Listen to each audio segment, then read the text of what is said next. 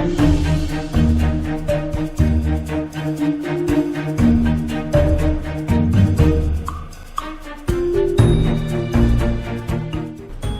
what is going on, everyone? My name is Ryan, and welcome back to my TPGL Adventures Episode 2.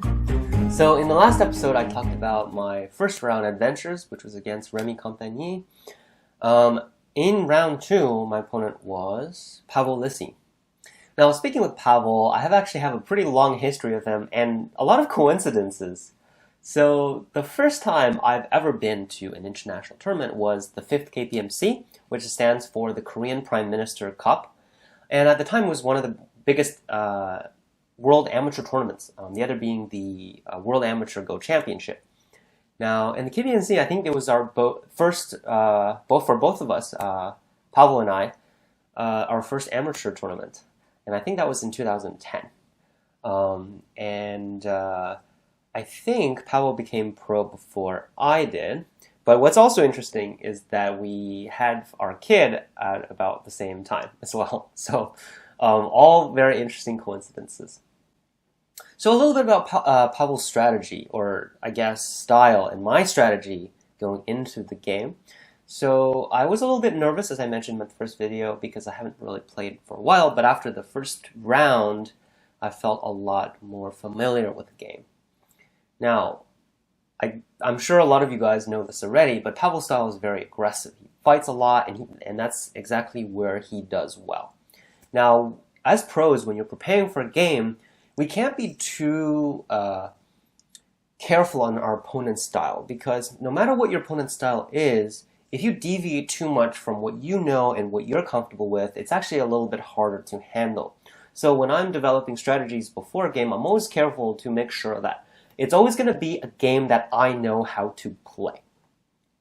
So I didn't really, I guess it's kind of like saying, I don't really have a huge strategy going into this. I mean, I'm okay with fights, but I don't like to start them. I'm usually more comfortable when my opponents start the fights, and I'm the one just handling the shapes when my opponent has to start the fights.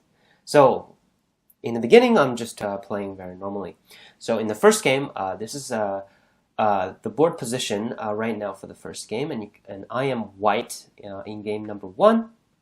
So Pavol decided to go with this opening, and I actually thought he might have been going for like a micro Chinese opening with this setup, but he didn't do that. He just made the approaches. So at first I was very happy with this because it seems like we're going to go to a relatively calm and steady game, but after a few moves, it's all fake, because right after a few moves, when I did the low approaches, he made 2 quick pincers, and all of a sudden the game became very, very complicated. So why did I make low approaches? Well, actually nowadays, if you make high approaches, your opponent actually just gets a lot of territory. And in this case, if white makes a high approach, not to mention black might actually do a one-space pincer, but let's just say black just attaches and connects. Black still has a very comfortable corner. It's just the local result is just so territorial for black. It's such a strong and big corner. If white extends out here, it's actually not very easy to find the place. Like if white extends, black can just attach and double hane, and this doesn't seem like a very good setup for white. And same thing for the upper right corner. So after I made the low approach there, the upper right corner is the same. Like if white does a high approach, black will just attach and pull back. And there's really nothing much white can do here on the top. And when white gets go to here, black is going to get the first move in the upper left corner. So either way, like strategically, it kind of goes against it because I'm allowing my opponent to play the pincer moves, but it's really the game I know how to play. So pretty much every game against Pavol, it's always like a huge fight. You'll notice, like, if you've watched any of the KGS games back then, I mean, why am I even mentioning this? KGS is non-existent nowadays. But back then, when Blitz games were so widespread on KGS, I would play a lot of games against Pavol online, and pretty much every game would end up in crazy fights. And as you will see, this is pretty much what happens. So with this double pincer strategy, white has to do something right now, because the upper side of the board is what's happening. On the lower side of the board, most of these groups are settled. I mean, arguably, probably the black stone here might get attacked, but it's got a corner attachment. So there's really nothing too much to do on the lower side of the board. So the focal point of the game is on the upper side. So after that, of course, white makes the shoulder hit, and this is a pretty common joseki in the upper right.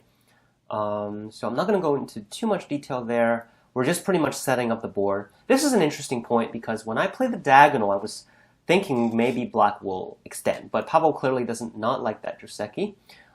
It's actually quite complicated locally if black wants to attach under and live. And I wasn't really sure about that. But I was actually quite happy in the game because this is really exactly what white wanted. White wanted black to extend out, so white would settle locally. And so white pretty much achieved exactly that. Yeah. So after this, I was pretty happy with the game because it looks like, the game is sort of going into a stage where we're both going to just happily divide up our areas, go into endgame, and do like a big endgame battle. But of course, that's not happened, so black pushes through. Now, this local variation, I actually thought about for a long time.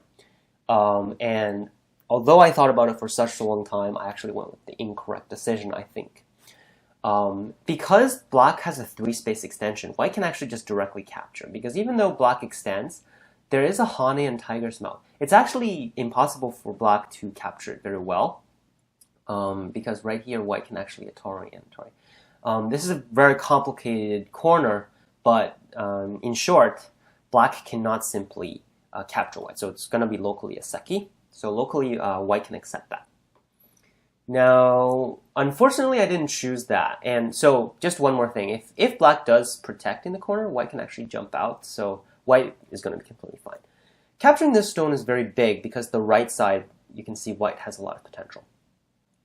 In the game, I decided to go with a thickness. And I don't think that was the right decision because it really oriented the game into a case where it's going to be a big fight because white has this influence facing left. Now, how is white going to use that, right? The only way to use that is to invade on the top and create a fight, and that's, you see, that forced myself into that loop, and I couldn't get back from that. And that's the initiation of this huge Cold War thing that you will see very soon. And of course, black gained a lot here locally because even though the local shape, white can still net and gain some of this back, but clearly black has this territory in the upper right corner as well as the right side. White doesn't really have much potential left. But the game is still very close, arguably still better for white. It's just the flow of the game is now going into the direction in which my opponent is actually very known for. But I have no choice. I have to invade. So this quick fight started, and we both made some pretty normal moves. I decided to go with this extension, which I thought in the end turned out to be a pretty good move because rather than just making both Atari moves, after extending, white is actually threatening to extend again, and this is actually a very big move because it kind of regains control on the right side. But on the other hand, if white just Ataris twice, then that's just you would have to play another move. Right? So rather than play a forcing move, we want to play a move to a more subtle move to threaten instead. So after that, black capped, and then we actually got into a very big entangling fight.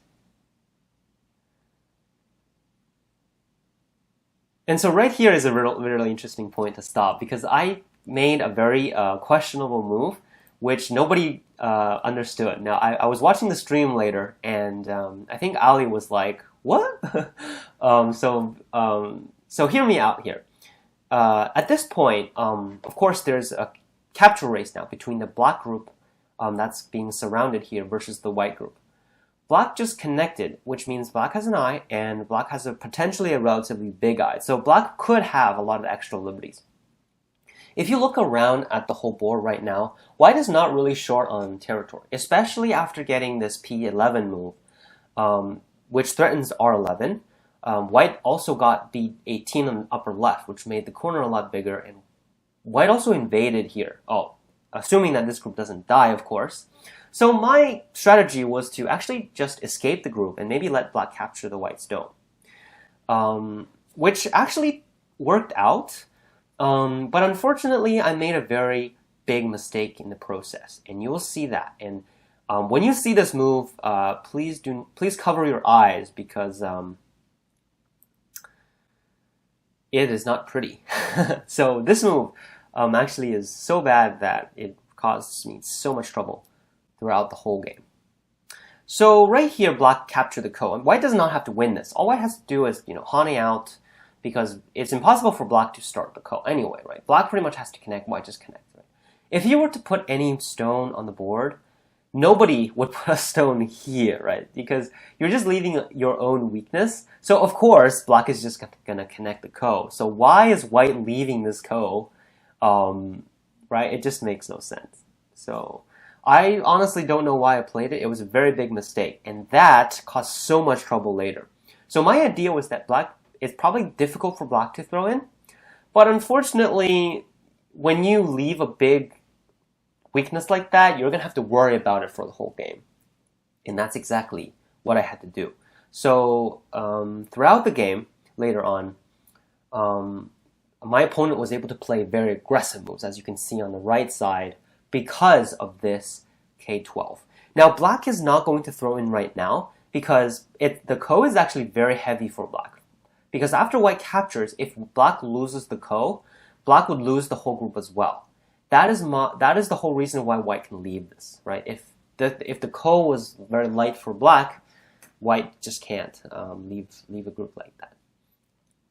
But unfortunately, black, after cutting this off, that was also part of black's strategy. Black has a very strong attacking stance on this upper group. So, for example, black can use this as ko-threat, and there's nothing white can do about it, unfortunately. So that led to a lot of things to worry about for white. The good thing is that white could actually potentially sacrifice. So, for example, if white answers, white could play 2 moves on the bottom, and that's actually something that I was looking at as well during the game. And also, white could play a territorial move. That's just some free points for white, and black would spend 2 moves to capture about 20-something points, which is acceptable for white. So I was thinking about all that, but unfortunately my opponent just played really well. So they made a very aggressive move here, exactly because of this ko. Like, white can't just play very aggressively, and what's interesting here is that black started a ko somewhere that I just had no idea that was possible. I think this part of the ingenuity was I really appreciated during the game, because after starting this ko, you can see that black actually regained a lot of the control of the board. Before, the game looked pretty good for white, but because of this center weakness, and as well as the ko threats on the top, black was able to start this ko and win it, and that really put a lot of pressure on white.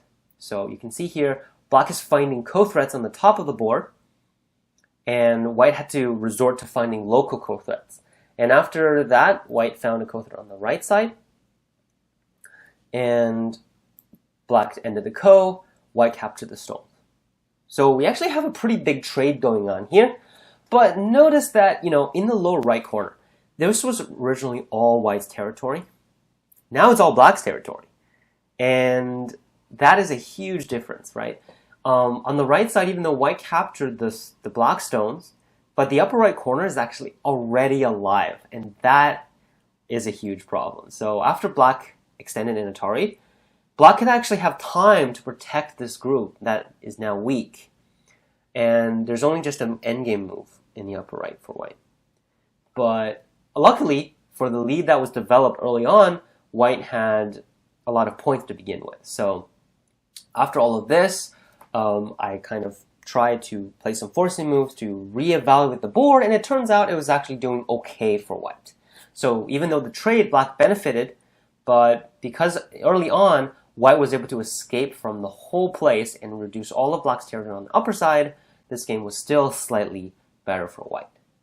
And at the end, I was able to carry out the win to the end. You can see here, I was making a few not a few, but actually a lot of forcing moves. And most of these moves were to get that extra 30 seconds. At that time, we were in Byo-Yomi, which means we had to play each move within a set amount of time, which in this case was 30 seconds.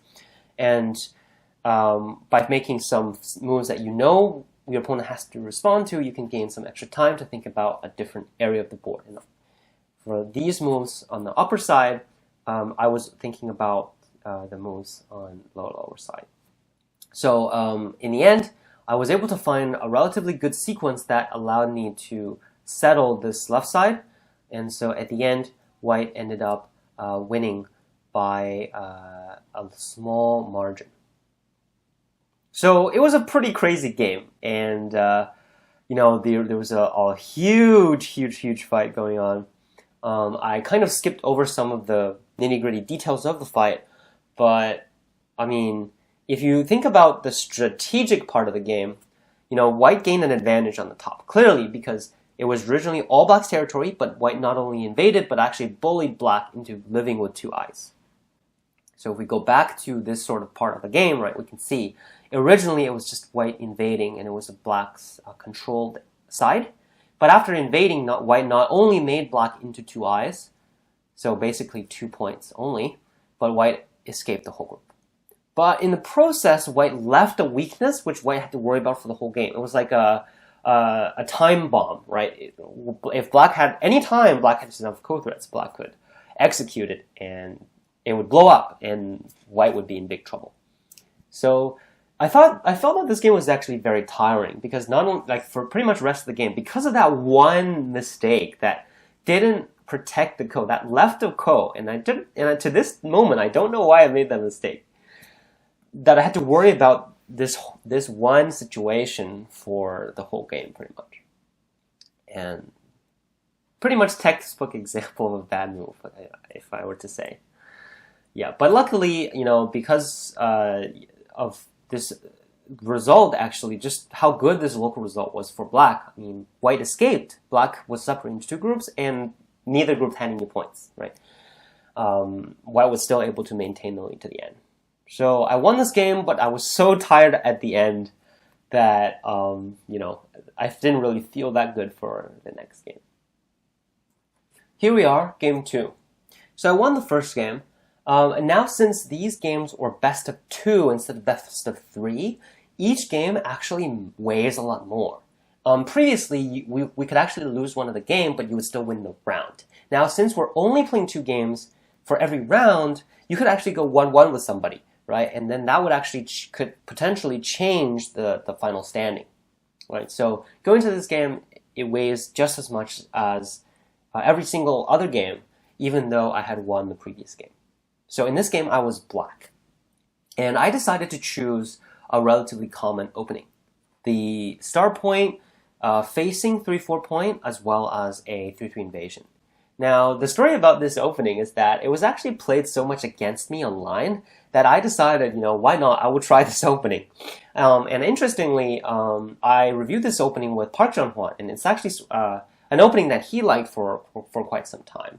And through that review, I learned some tricks, and I decided to use it. So I used it, but unfortunately not successfully yet in international tournaments. So I remember playing against Morikawa using this opening. Morikawa Daisuke, I played him twice, I believe, one black, one white, in 2 different tournaments. And I remember using this opening against him, and he also uses opening against me. So it's a relatively popular opening these days. So what's the main thing about this opening? Well, when this happens, if white blocks on this side, and white usually wants to play the low approach, so it's really looking forward in time. Now, when black plays the diagonal, it actually really enhances the value of this 2-space pincer. So white usually wants to play this, but then black can diagonal and develop a nice framework on the lower side. So it's nothing special. I mean, it's just sort of preference. I feel like I played this quite a lot, but it's really nothing too special. It's just really what you like. I mean, I usually like to say in the opening, you could play whatever move you want, and you wouldn't really... Okay, Not literally whatever move you want, but generally if you play proper moves that don't violate any of the general Go laws, like, you want to play in the more open areas, you want to play on the third and fourth lines, you generally will be fine. So this is just a preference thing. Now, after that, a lot of players like to block on the other side, and that is because after the approach, white can actually just defend, right? Because then there's the next move here on the lower side for black isn't as obvious, and later on white has the Hane at c2 to follow up.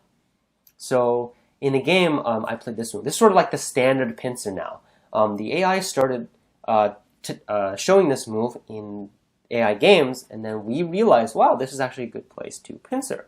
So the main reasoning behind this is that we can sort of see white Hane and tiger's mouth, this being pretty much a sente exchange. Because if black doesn't answer, this Hane is actually a huge move.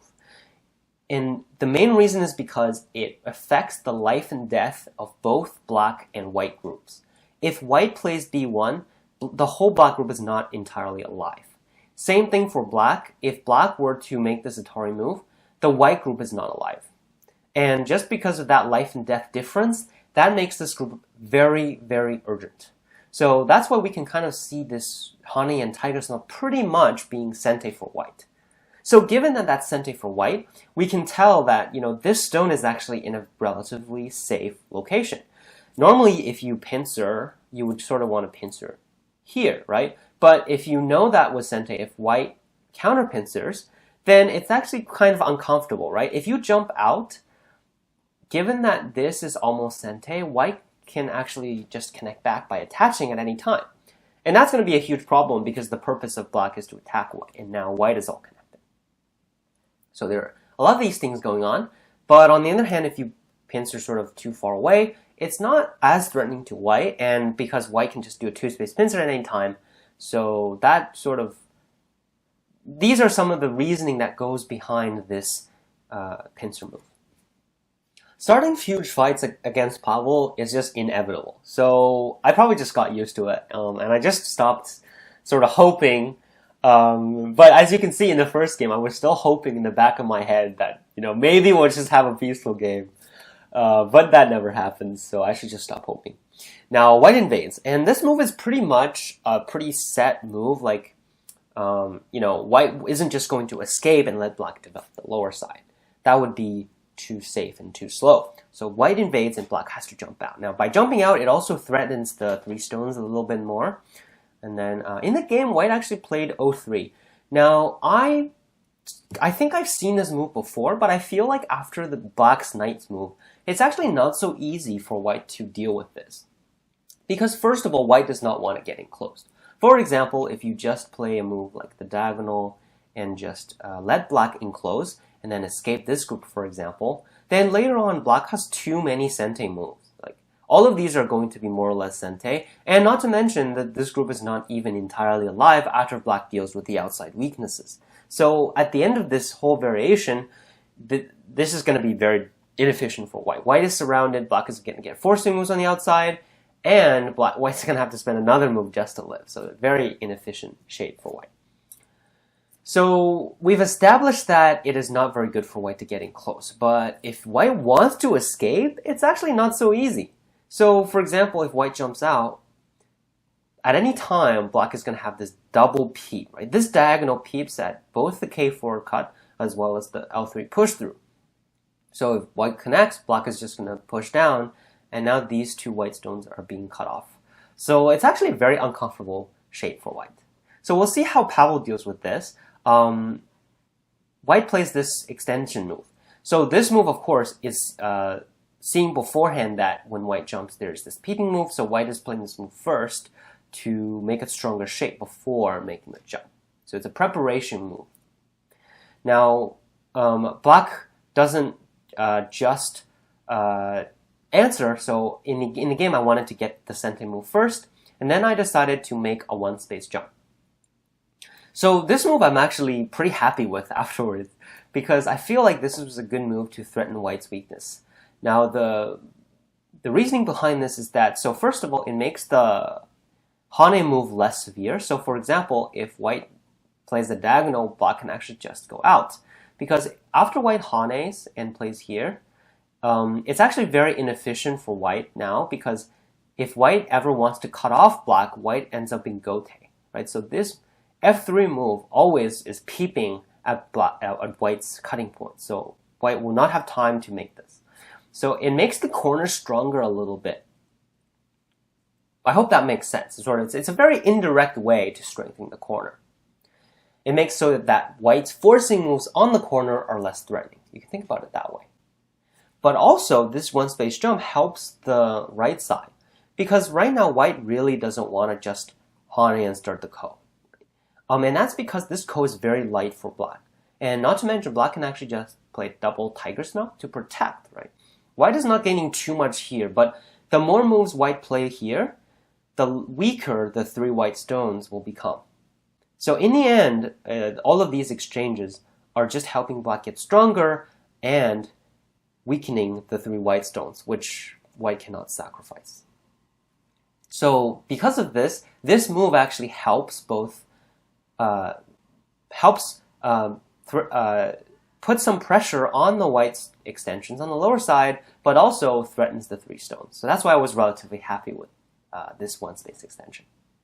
So white still jumps out, and that was the move that white wanted. And it would be very bad for black if black tried to cut this, right? Think about it this way. Your opponent actually already prepared for a move. You don't want to go through that route again because your opponent is all ready, right? So if black tries to push through, white is just going to push and cut. Now we can see that this cutting point is very severe, and if black ataris white extends, white can clearly threaten to capture the two black stones in the middle, but if black saves the stones, white is going to turn to enclose this whole black group on the bottom. So when my opponent has prepared for it, it's not good for us to keep going. So in the game, I decided to threaten the 3 white stones on the left. And that way, that should help my group as well to develop and make it stronger. So it's not really important for black to cut this now, also because white is alive already. So we'll see the fight in the lower left corner continue. So the attachment, tiger snow, as well as this double hane, is a common sequence for white to make this lower left group stronger. Okay, so white hanes and tiger snow, and then black atari. So all of these stones are trying to help the lower left group get stronger. But now you can also see the benefit of my one space jump at f3, because after black ataris here, whenever black captures, it's a sente move. So it's actually uncomfortable for white, right? If white protects here, black might just capture and just jump out, because black has gained so much territory on the left, but still white's group is not very strong. So I think I saw this variation in the game, and I was happy with this variation. So in the game, white started a ko, and this ko actually became quite a big one. So after black played this move, which is a very indirect threat, because this ko is not very heavy for black, right? If white wins, of course, white settles the group, but black doesn't lose much territory-wise. So black can actually just extend down, and cutting through here makes the right group stronger. So whenever you have only one weak group to deal with, it's actually not so hard to deal with it, right? So if white comes over here to attack this group, black only has one group, so black can pretty much deal with it, right? And after gaining the benefit from either side, we can see that black is going to be very happy. Now, I'm spending a lot more time in the opening areas because I feel like this part really set the later parts of the game, and I think this is the most important parts. So after white answered, and this is a relatively efficient way to answer instead of blocking, because it makes it so that the corner pretty much black can never take back again. Okay, so black captures the ko, white peeps here. So at this point, nobody really wants to finish the ko, because after black captures the ko, white is still not being captured, right? Only black is just connecting to themselves. Of course, this group is very awkward and it can be attacked very severely, but white is also gaining a lot. For example, if white pushes through here or maybe here, this group is going to be very weak, and I didn't want to commit to that, right? It's actually very risky because depending on how severe white attacks this group, white can actually have the initiative to set the later parts of the game. So in the game, I answered because, again, the lower left corner is actually not that heavy of a ko. It is a very big result, but it's not as urgent. So I decided to continue the fight locally. So after white pushes through, white answered, and then black captured the ko. Because I felt at this point, the next move, I didn't really know what to play, but also since white extended inside, the three black stones on the right are light enough. Meaning that if white were to work hard to capture it, black would be okay, because white spent many moves to capture, and black not only won the ko on the lower side, but this group is not so hard to deal with. So in the game, white also extended, but white decided to hane here. So this move is, I think, is a probe because white is trying to see how white answers, and maybe white can indirectly protect this push and cut, which is going to become a problem very soon. So of course black would block and the white Atari. Now this is probably a mistake because this local ko is actually not very heavy, right? Because black already won the ko in the lower left corner, this ko merely is connecting to the white group. Not to mention, it's actually very difficult. It takes so many moves for white to win the ko. And by attaching here, black has found a good way to sacrifice his back. But also, since white captured, white can't answer anymore. Because if white answers, when black captures back, now white has to find more ko threats, right? And these ko threats are hard to find, but black can just keep using forcing moves here as ko threats.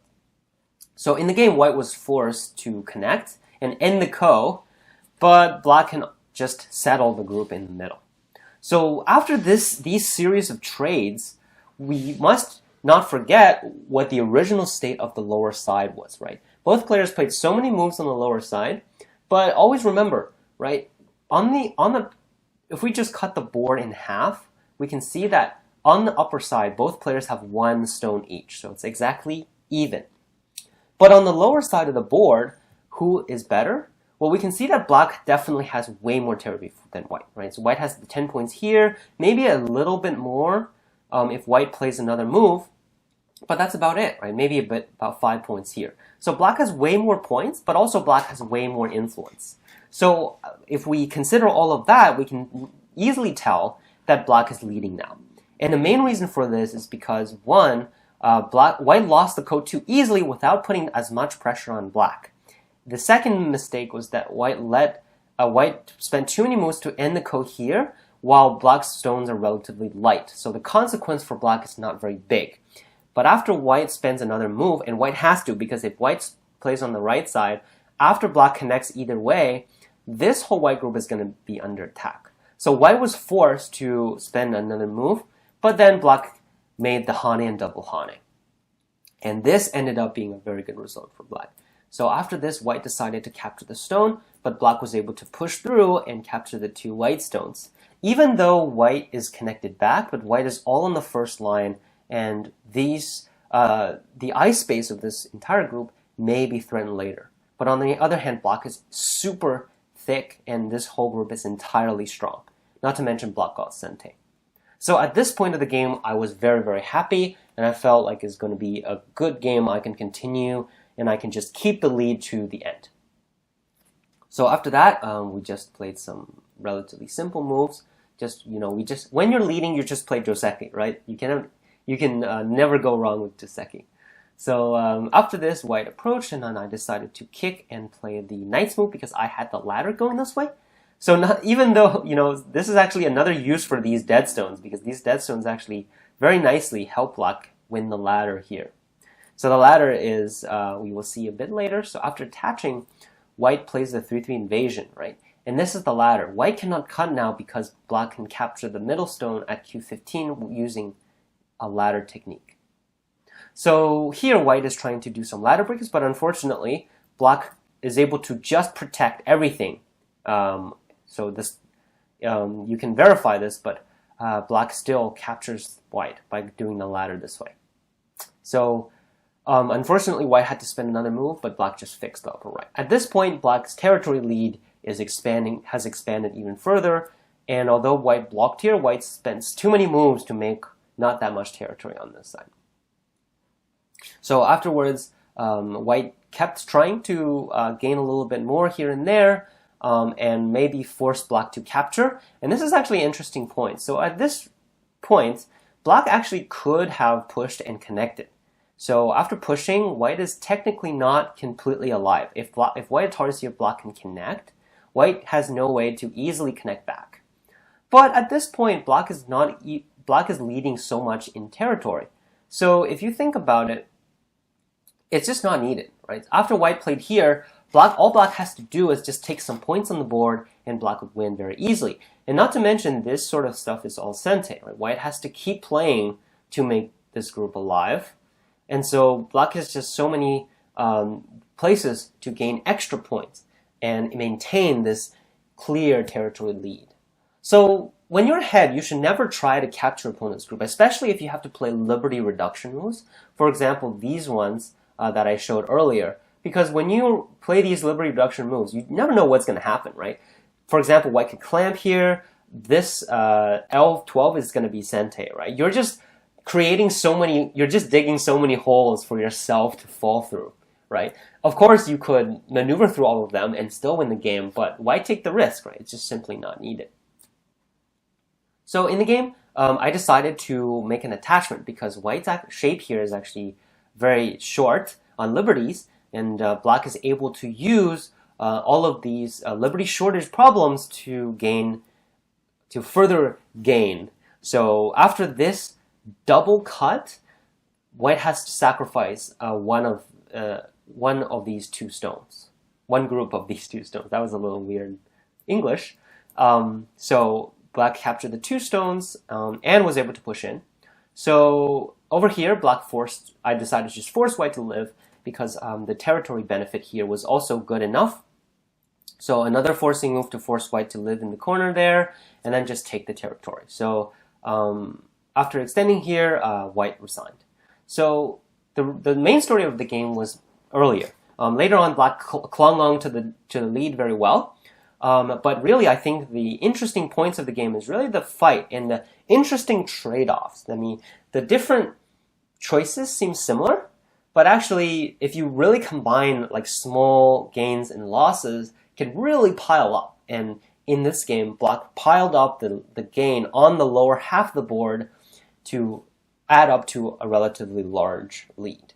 And in the end, black was able to keep that lead to the end. So I was actually very happy with the game, especially with this one stage jump. It took me a while to think about this move, but I really liked how this ended up. I'm not sure, I didn't review this with AI, by the way, and I'm not sure if this is like the best move locally, but I felt really happy with this move. And those are the kind of things that really make you, get me going. Because when you play a good move and you like realize, wow, I mean, I'm so glad that I saw that move, right? That really makes me happy, and it really made my day, actually. So if white escapes here, black just closes, and white actually has to spend another move to live. So either way, white is actually in a relatively uncomfortable situation. I hope you enjoyed this video. These are just sort of me talking about the game afterwards and sort of summarizing my thought process, thinking about what I did well, what I didn't do well. So I hope these are enjoyable and somewhat educational to watch. So if you did enjoy, make sure to drop a like and do subscribe to our channel. Also follow our socials and support us on Patreon. Make your predictions in the comments. I'll catch you all later.